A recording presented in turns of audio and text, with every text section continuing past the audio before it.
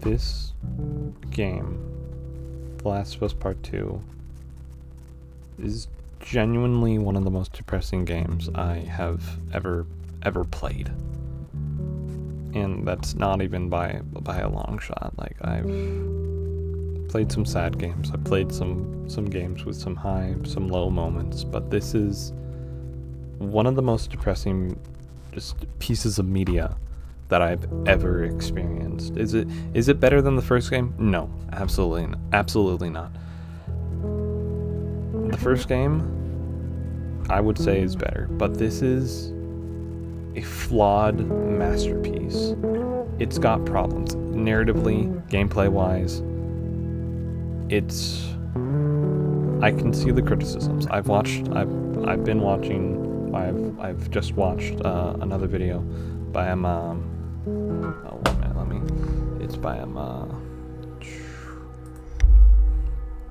what's his face? Game Overlord. That's his face. But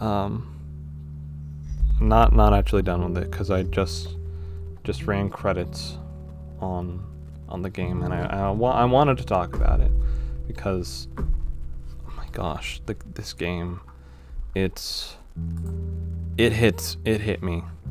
It hit me hard. The ending in particular. Okay, but first let's go into the actual gameplay. This is graphically one of the most technically impressive games I've ever played. It is incredibly detailed. The environments are so realistic. It looks just like, just look at that. I mean, it's a beautiful game. It's one of the most beautiful games I've ever played. There's not much more I can say about that. The traversal is fun, but my biggest criticism of this game in general is that it felt very dragged out. A lot of it could have been cut out,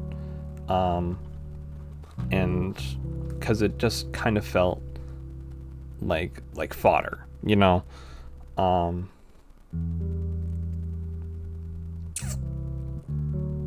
And I just kind of want to get it. I just kind of wanted to get to the story and to, what is going to happen next, One cool thing about it, though, it was long, but like they'll say, like, oh, we gotta go over there to that building, and like you go over there. You go from point A to point B, and it feels very natural, and you're going through all of these enemies, and it's cool. I will say that, but it could have been shorter, so that way you can get to like the actual story bits,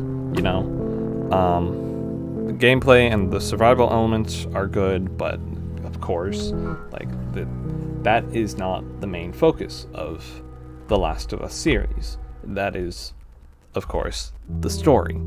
So getting to the story, sometimes, I'm just looking at my notes, non-spoiler section, something really bad happens to Ellie, as evident by her lovely little scowl right there. Something bad happens to her, and she goes on a revenge trip to get back at this person named Abby.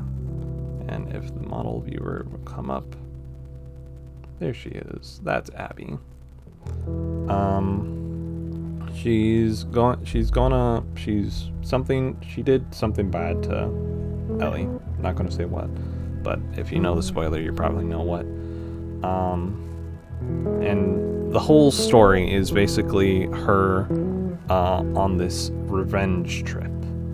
And I'm not the biggest. Hold the phone.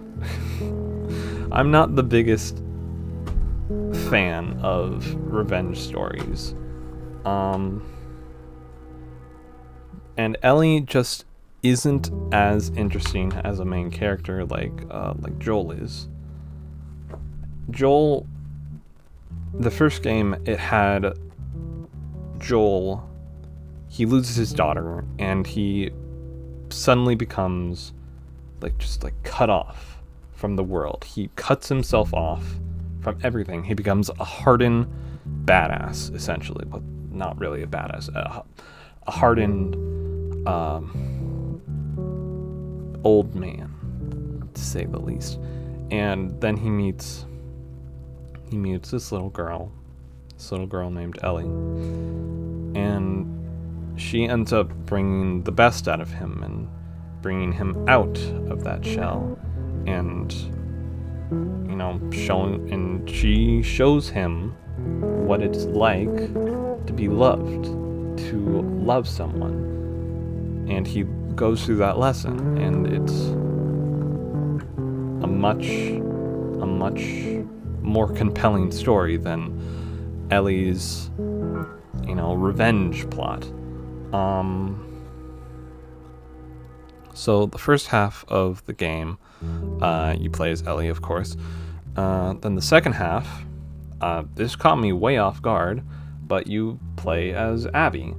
And at first I thought it was a cop-out to justify what she did, but it ended up being the most compelling part of the story for me, just to see why she did what she did,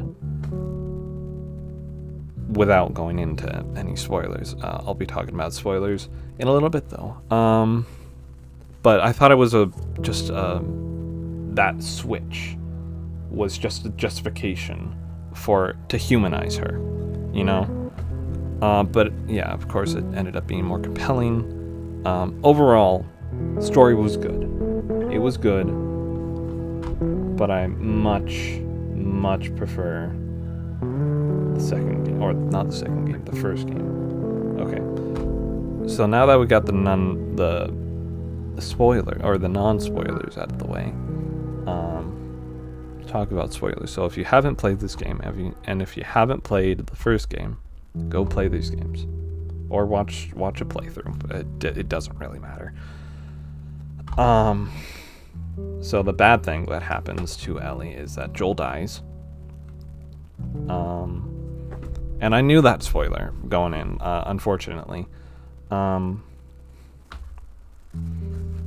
that didn't really make it any less gut-wrenching. I mean,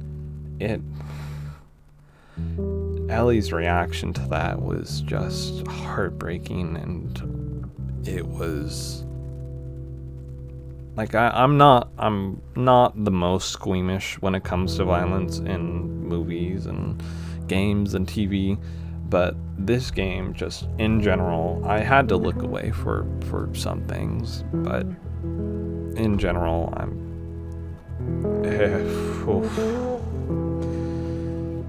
it was sometimes hard to get through. Thus adding on to the depression part. The main reason why the long traversal segments are my main critique is because I wanted to get through the story and to, just to get to the story beats. I already said that, but it's what I have in my notes. But then as Ellie is going on her revenge trip, she realizes that she's becoming a monster, and because she's torturing these people, the people who were with who were with Abby when they killed Joel, and she realizes that she's not becoming better, or that she's not doing any better than Abby, and that she's becoming this horrible person through torture and senseless murder. I didn't really care for her relationship with Dinah. Here, let me. Not that. I'll view her girlfriend. Where is she? She's right. Yeah, there she is. Dina. Her. I didn't really care for her. Spoiler. I didn't really care for her and her Ellie's and hers relationship, but it's kind of whatever. Then it switched to Abby, of course, and thought it was gonna be a cheap cop out for the humanization, but it wasn't cheap. It was genuinely compelling and more interesting than Abby's story, at least for me. In the video that the finger out of the camera. In the video that I saw, this video, the one that I was watching, he said that it did feel like a cop out, but and shit, bro, got me to sympathize with her a little bit more. But this video, it's a good video. Watch the video. I agree with him on most stuff. Some stuff I'm like, kinda on, but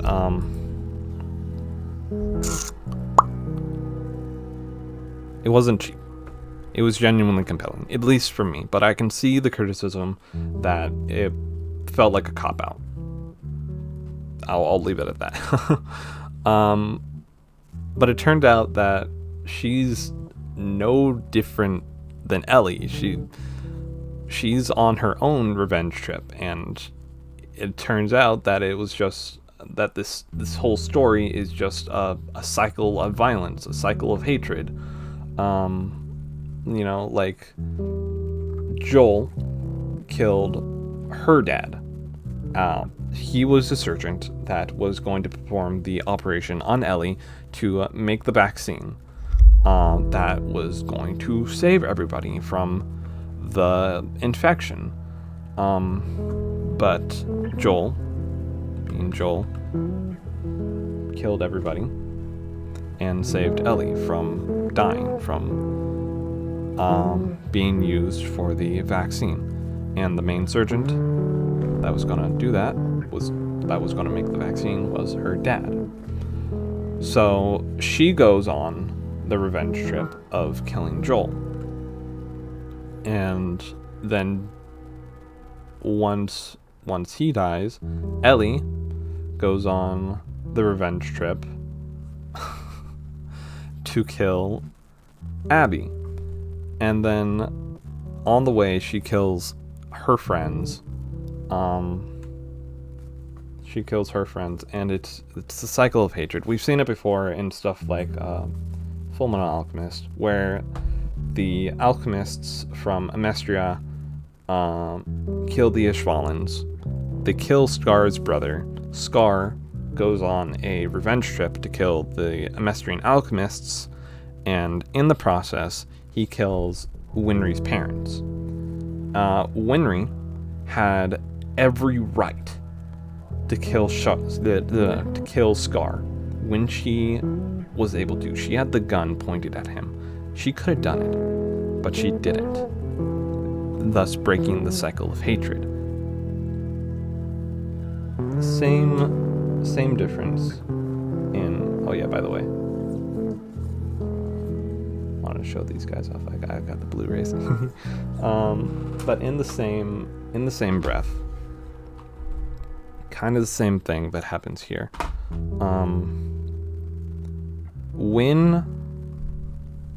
When Abby has the chance to get back at Ellie for killing all of her friends, for killing her lover, for killing her friend who was also very pregnant at that time, she doesn't do it. She breaks that cycle of hatred.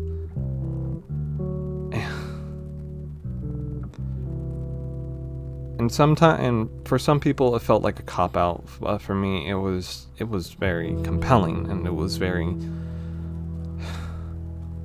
I was like, no, No, please don't. But yeah, and then the story continues, and then they have one big climactic fight where Ellie and Abby are just trying to get at each other. They're just trying, and Abby has already has already moved on. She's broken her cycle, but Abby hasn't moved on. She can't forgive Abby for killing the one person who genuinely cared about her, who made her Abby, or who made her Ellie. And in the end, she decides to break that cycle too, and